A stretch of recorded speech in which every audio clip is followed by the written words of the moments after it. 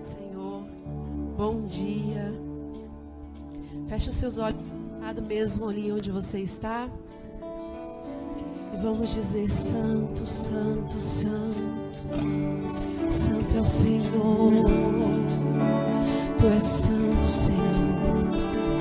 Santo, Santo, Santo. Aleluia, diga santo. Santo, Santo, Diga santo. Santo, Santo, Santo. Quero te ver. Eu quero ver a igreja dizendo santo. Melhor o meu retorno aqui, por favor, diga. Santo, Santo, Santo. A igreja diga santo. Santo, Santo, Santo. Aleluia, santo tu és, Senhor. Santo, Santo, Santo. Quero te ver. Diga santo. Santo, Santo, santo. Tu és santo, Senhor. Santo, Santo. Obrigado, Jesus.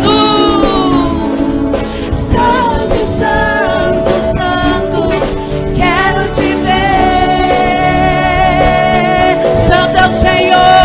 Santo, Santo, Santo. Aleluia. Santo, Santo. Glorificado seja o teu santo nome. Santo, Santo. Aleluia. Tu és santo, Senhor. Quero te ver. Mais uma vez, santo. Santo, santo, santo. Tu és Senhor. Santo, Santo, Santo. Tu és Senhor. Santo, Santo, Santo. Quero te ver. Aleluia. Santo é o teu nome, Senhor Jesus. Nós te glorificamos, Senhor. Nós exaltamos o teu santo nome. Nós te agradecemos, Senhor, por estarmos aqui essa manhã, porque o Senhor nos preparou e nos trouxe a este lugar.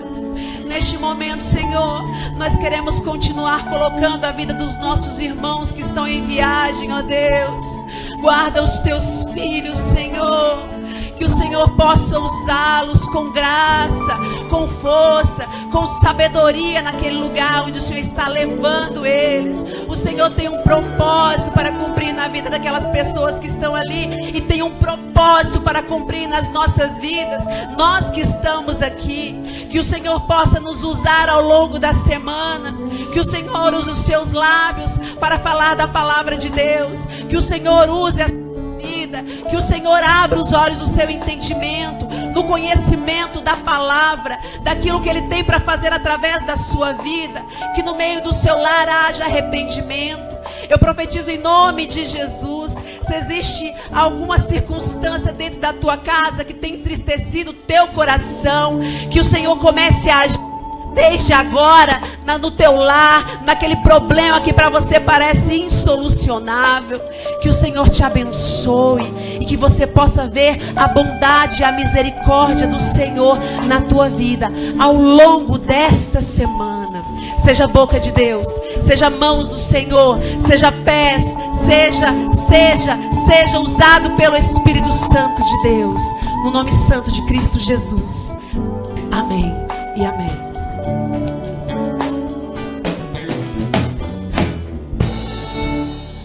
Amém. Glória a Deus. É meio estranho, né? Sem o pastor Joézer aqui, eu vou confessar. Ah, é verdade. As crianças podem ir para a salinha. As professoras já estão lá esperando.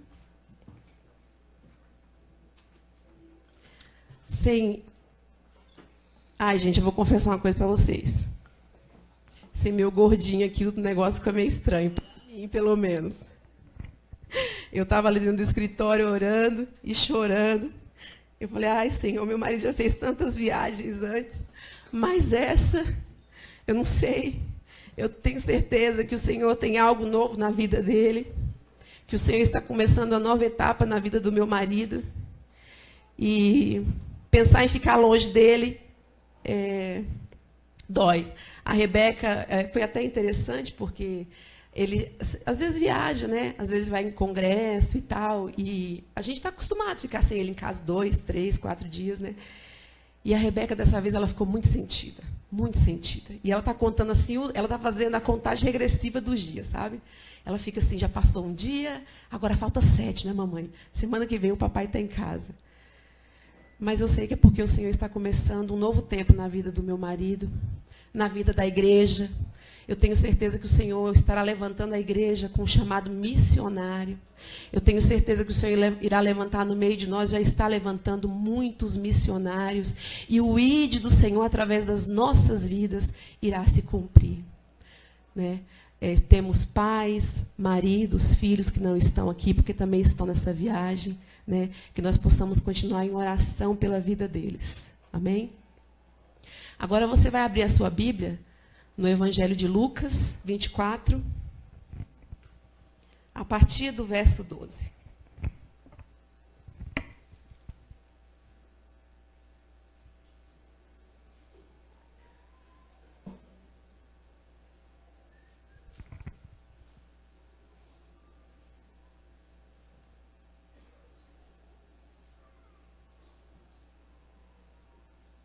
Amém?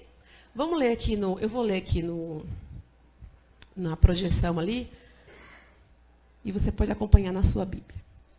Mas Pedro, levantando-se, correu ao sepulcro, e baixando-se, viu somente os panos de linho, e retirou-se, admirando consigo o que havia acontecido. Nesse mesmo dia, iam 2 deles para uma aldeia chamada Emaús, que distava de Jerusalém 60 estádios. E iam comentando entre si tudo aquilo que havia sucedido. Só até aí. Depois a gente continua lendo. O que estava acontecendo em Jerusalém, o plano de fundo, o que estava ocorrendo em Jerusalém naquele momento, neste momento, é que o Jesus que eles acreditavam, que eles seguiam, aqueles discípulos que viram Jesus fazer milagres, que ouviram falar do Senhor Jesus e acreditavam que ele seria o Salvador, pois aquele povo há um longo tempo, através dos profetas, sabiam que o Salvador iria chegar para libertar o seu povo do cativeiro, de tudo aquilo que eles haviam vivido, e projetando a visão de um reinado parecido com o reinado de Salomão. Eles esperavam um rei que se assentasse no trono de Jerusalém com todo o poder para reinar e tirar eles daquele cativeiro. Então aparece Jesus com as boas novas de salvação. Aparece Jesus com um discurso totalmente diferente e vai arrebanhando multidões nos lugares onde ele passava, mais os 12 discípulos que o seguiam. E multidões iam aonde Jesus ia. E Jesus passava, ia libertando, ia salvando, ia curando, ia trazendo à vida pessoas que haviam morrido, ia curando leprosos. E aquelas pessoas se aglomeravam cada vez mais, pessoas cheias de problemas, pessoas desiludidas, pessoas desesperançosas, seguiam a Jesus, acreditando que algo ia acontecer através da vida daquele homem. Mas a projeção deles era que Jesus se assentasse naquele momento no trono e reinasse sobre Jerusalém. Quando então Jesus é capturado, na verdade Jesus se entrega para ser crucificado e ele é levado, faz toda a via dolorosa. Então assim Jesus é crucificado e morto, a esperança daquele povo vai embora totalmente. E é aí que nós encontramos esses 2 seguidores de Jesus. Um chamado Cleopas e o outro, a Bíblia não fala o nome dele. Mas nós sabemos que eles estavam saindo de Jerusalém e estavam de caminho para Emaús. Quando a desilusão bate à nossa porta, quando a tristeza é maior do que a nossa esperança, quando a gente já não vê mais saída, o que fazer? Para onde ir? Aquele em quem eles confiavam, acreditavam, depositavam todas as suas esperanças, para eles já não podia fazer mais nada.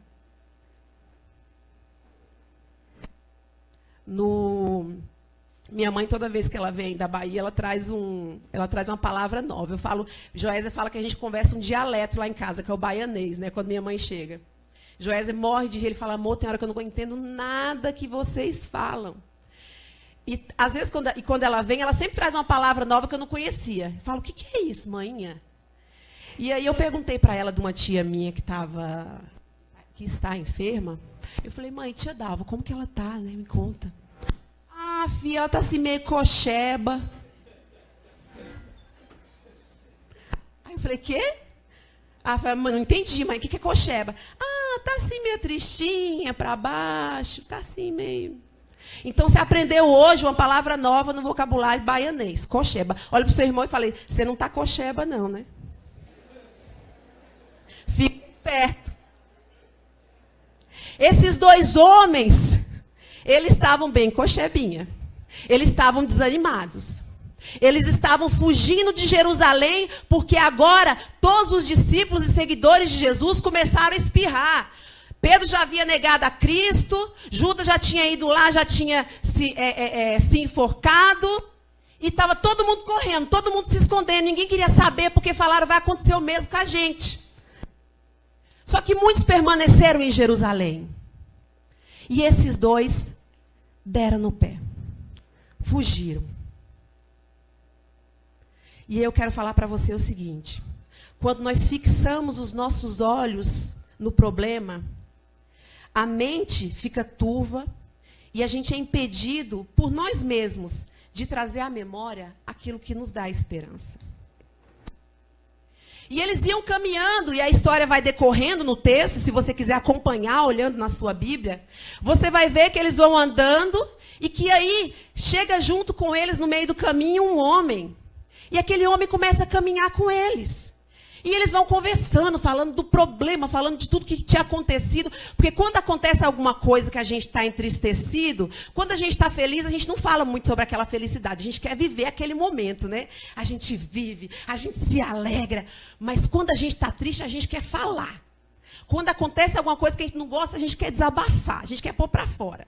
E eles iam no caminho conversando a respeito de tudo isso que tinha acontecido. Fugindo e imaginando que em Emaús eles poderiam começar uma nova história, porque afinal de contas o que havia de acontecer em Jerusalém já não aconteceria mais. Então chega aquele homem junto deles, pergunta se pode ir caminhando com eles. E eles dizem, claro, vamos. Então esse homem presta atenção no que eles estão conversando. E esse homem é ninguém mais, ninguém menos que Jesus. Só que a Bíblia diz que os olhos deles estavam fechados para ver a Jesus. Quantas vezes os nossos olhos ficam fechados em situações difíceis da nossa vida para a gente enxergar que Jesus está do nosso lado? Que Jesus continua caminhando com a gente, mesmo em meio às nossas dores, às nossas dificuldades, às nossas lutas, os nossos medos. Ele não te abandonou, Ele não te abandona jamais. E aqueles homens estavam se sentindo abandonados. Agora eles estavam sem lar, agora eles estavam sem a sua esperança de salvação. Mas Jesus continuava ali. E aí Jesus, e eu acho muito interessante a forma como Jesus lida com os nossos problemas, porque Jesus ele não é parado pelos nossos problemas. Não pense você que Jesus se entristece quando você está triste, porque Jesus sabe que Ele é a solução para a sua tristeza. Basta que você abra os seus olhos e entenda que Ele continua do teu lado e na hora certa Ele vai fazer aquilo que lhe provém. Então Jesus pergunta para eles, mas o que está acontecendo? O que vocês estão conversando? Eu estou vendo vocês falando. E aí eles começam, aí o Cleopa já olha para Jesus assustado, né? Mas você não está sabendo o que está acontecendo? Não tem um povo assim? Você não pode nem dar um bom dia para ele, que ele já quer te contar uma notícia ruim. Não tem? Os da Atena da vida? Né? Você encontra com a pessoa, ela já tem um negócio para te contar. E ela quer dar detalhes da história. E ele dá detalhes da história para Jesus. Mas como assim? Você não está sabendo o que aconteceu em Jerusalém? Está todo mundo sabendo. E nem tinha internet, tá, gente? Nem tinha Wi-Fi, não tinha nada disso. Era no boca a boca mesmo, você vê como é que o povo conversava. E ele começa a contar para Jesus. Olha, nós seguíamos um homem chamado Jesus Cristo e nós éramos discípulos dele. E ele fez tantas coisas e nós andamos com ele, nossa esperança estava nele. Mas o que aconteceu é que ele foi crucificado, ele foi pego pelos maiorais, pelos sacerdotes, e ele foi preso e ele foi crucificado. E a gente pensa que Jesus se espanta com as más notícias que a gente tem na nossa vida, né? Quando chega uma má notícia na nossa vida, a gente se desespera, se descabela de uma forma, achando que Jesus também vai se descabelar. E a gente vai na presença de Deus e fica naquela angústia, naquele desespero, quando o Senhor só quer que você acalme o seu coração. Porque Ele está no controle da situação. Aqueles que haviam visto milagres, preste bem atenção, aqueles homens haviam andado com Jesus. Aqueles homens viram Jesus purificar leprosos. Viram Jesus salvar pecadores. Viram publicanos se converterem. Viram homens de má conduta agora terem suas vidas transformadas. Aqueles homens caminhavam com testemunhos vivos. Viram o Senhor da vida ressuscitar os mortos. Mas agora, diante dessa situação, esses homens se apavoram completamente e fogem do lugar do propósito de Deus. Deixa eu te falar uma coisa. Não saia do lugar do propósito de Deus.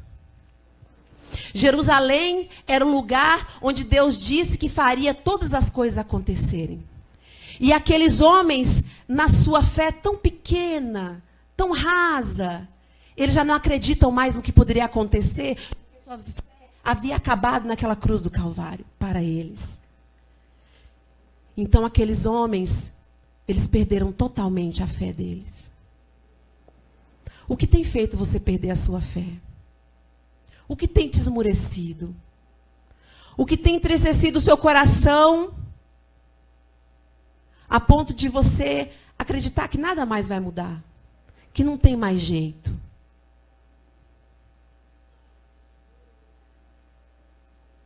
Aqueles homens estavam do lado da salvação, mas eles não conseguiam ver. Quantas vezes a gente vem para a igreja? Quantas vezes a gente ouve a palavra? Quantas vezes a gente se derrama em lágrimas? Mas a primeira situação que nos aperta, que nos oprime, nos impede de enxergar daquele que está cuidando das nossas vidas. Então Jesus continua ali caminhando com aqueles homens, e agora eu quero ler com vocês a partir do verso 19. Vamos lá.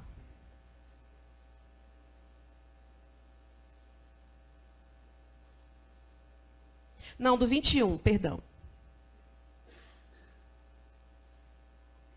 Ora, nós esperávamos, eles falando, que fosse ele quem havia de redimir a Israel. Mas depois de tudo isso, já é o terceiro dia desde que tais coisas sucederam.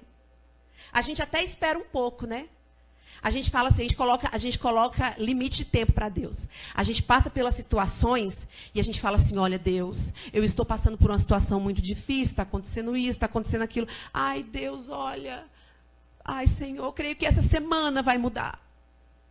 E se aí nessa semana não muda a sua fé, vai embora junto com a semana. Já haviam passado 3 dias. E era o prazo máximo que aqueles homens tinham em mente que poderia acontecer alguma coisa. E agora eles fogem. Vamos continuar lendo. 22. É verdade também que algumas mulheres da que conosco estavam nos surpreenderam, tendo ido de madrugada ao túmulo. E não achando o corpo de Jesus, voltaram dizendo terem uma visão de anjos, os quais afirmam que ele vive. Eles aqui não têm certeza, eles estão incrédulos da situação. De fato, alguns dos nossos foram ao sepulcro e verificaram a exatidão do que disseram as mulheres, mas a ele não viram. Então lhes disse Jesus: ó nécios e tardos de coração, para crer tudo o que os profetas disseram. Porventura, não convinha que Cristo padecesse e entrasse na sua glória? E começando por Moisés, discorrendo por todos os profetas, expunha-lhes o que a seu respeito constava em todas as Escrituras. Jesus muitas vezes tem que voltar para a gente e falar tudo de novo. Você aceitou Jesus. Você se converteu, entendeu o plano, o propósito de salvação na sua vida. E aí as coisas vão acontecendo, você vê milagres acontecerem. Todos nós já vimos. Vocês verem pessoas que estão próximas de você sendo transformadas pelo poder da palavra de Deus. Mas aí a gente vai se esquecendo. E aí, volta e meia, é necessário que Jesus venha e dá um saculejo na gente. E falar, mas vocês são tolos demais. A palavra que está dizendo que Jesus chama ele de nécios. Ah, como vocês não têm sabedoria. Ah, eu já falei tanto na minha palavra, tudo que há de acontecer. Se mantenham firmes, se mantenham esperando aquilo que eu tenho para fazer na vida de vocês. E aí Jesus continua dizendo, vamos lá. No 28.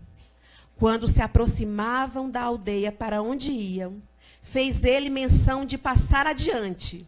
Jesus brinca com a gente, tem hora, parece, né? Jesus sabia para onde ele ia. Jesus estava caminhando com esses homens e ele tinha um propósito, porque tudo que Deus faz tem um propósito. E a palavra de Deus que Jesus fez menção de continuar caminhando. E eles falaram, não, peraí. Eles gostaram, né? Daquela companhia. Eles não tinham visto ainda que era Jesus, não tinham entendido que era ele, mas eles gostaram daquela companhia. Então eles falam, não, espera um pouco, vem com a gente. Então eles convidam Jesus para entrar junto com eles. E aí, neste momento, Jesus vai ceiar com esses homens. Porque mesmo envolto em todas as minhas falhas, com a minha fé tão pequena, Jesus quer partilhar o pão e o cálice, e Ele quer partilhar a eternidade comigo e com você. Eu quero convidar o presbítero Valdemir, que vai estar ministrando a ceia neste momento. Feche os seus olhos. O Senhor, quero convidar o ministério de louvor de novo aqui em cima. Ele quer partilhar com você a eternidade. O partir do pão, o compartilhar do cálice. Senhor Jesus, a vida eterna. Então Jesus volta àquele lugar e Jesus alcança a vida daqueles homens. Quando Jesus sai dali, os seus olhos se abrem.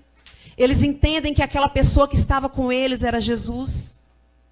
E eles vão embora. Eles voltam para casa. Eles voltam para Jerusalém. Eles voltam para o lugar do propósito. Porque é no lugar do propósito que o Senhor quer fazer algo mais na sua vida. É o lugar do propósito que há salvação. É no lugar do propósito que o Senhor quer completar a obra que Ele havia começado. É necessário que você se mantenha na posição que o Senhor te chamou, te colocou e que você entende que você precisa estar. Que os nossos olhos espirituais sejam abertos. Que a nossa mente seja liberta de nós mesmos. E que o Senhor complete a obra que um dia Ele começou em nós. Em nome de Jesus. Amém. Amém. Que palavra maravilhosa, né? Que a pastora Carla nos trouxe. Recado de Deus. Às vezes nós estamos necessitados da presença do Senhor. E Ele está conosco em todo o tempo. E fechamos os olhos, né, do coração. esse fica um alerta, né, para que nossos corações estejam abertos mesmo todo o tempo, para que possamos perceber a presença do Senhor ao nosso lado. Amém? Glória a Deus. Amados, pastor Joézer está tentando mandar um vídeo aqui, mas está muito sem sinal lá por perto onde eles estão. Mas eu vou falar um negócio, ele está ansioso lá, com muita saudade. Mandou aqui assim, ó, manda uma foto da pastora pregando. Tá com saudade da pastora, né? Eu tenho que falar. Gente do céu, a gente tem que amar muito esse homem. Eu tô mais apaixonada ainda pelo meu marido. Ai, meu Deus. Ó, eu vou falar uma coisa pra vocês. Subir aqui é muita graça de Deus. Subir aqui nesse altar, fazer tudo que aquele homem faz. Eu não estou aqui engrandecendo o homem não, mas eu tô reconhecendo a bondade de Deus sobre a vida dele. Gente, o homem cuida do louvor, o homem toca. Quando você pensa que ele está ali, ele está no violão, está no teclado, daqui a pouco ele está aqui pregando, daqui a pouco ele chama, ele abraça, ele lembra. Ele é bombril mesmo, ele é mil e utilidades. E eu só estou mais apaixonada ainda pelo meu marido, por ver a mão de Deus sobre a vida dele, por ver a graça de Deus, a misericórdia de Deus sobre a vida dele, e saber que eu posso ser um pedacinho disso na vida dele, me dá muita alegria no coração. E a igreja também faz parte de tudo isso, do nosso crescimento. Vocês sabem que quando a gente chegou aqui, nós éramos meninos, por assim dizer. Ontem nós estávamos em Bauru e a pastora, eu não me recordo o nome dela, a pastora, esposa do pastor Neto, Débora? Dagmar. A pastora Dagmar pregou uma palavra de Deus, uma mulher cheia de sabedoria. E ela falou assim, em 1984, quando eu fui para o seminário, falei, meu Deus, 1984, eu não tinha começado nem a estudar ainda. E essa mulher já tinha ido para o seminário. 19 anos de ministério. Minha sogra, 40 anos de ministério. Eu estava falando essa semana pro Júnior e pra Gabi. Eu falei, gente, eu tenho 4, já estou cansada. Imagina 40. Não é fácil, não é fácil, não é fácil. Vocês não sabem, é um peso espiritual que a gente carrega. Não é fácil. Essa semana foi uma semana de muitas providências que nós tivemos que tomar, decisões que nós precisamos tomar, difíceis, mas que eram necessárias. E só Deus sabe como é difícil fazer, decidir, entender que é o tempo de Deus, como é difícil. E como eu disse no começo dessa conversa, vocês viram o nosso ministério nascer, vocês viram o ministério do meu marido nascer.